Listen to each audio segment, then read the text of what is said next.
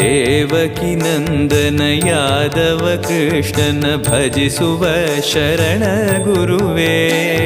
ಜಾನಕಿ ರಮಣನ ಶ್ರೀ ಜಯ ರಾಮನ ಪೂಜಿಪ ಹರಿಯ ಮಗುವೇ. ಮಾಧವನ ಮಧುಸೂದನನ ಆರಾಧಿಪ ನಿಮ್ಮ ನಯನ. ಕೇಶವನ ಹರಿಗೋವಿಂದನ ದಾಸನಾಗಿ ಜನನ. पूज्याय राघवेन्द्राय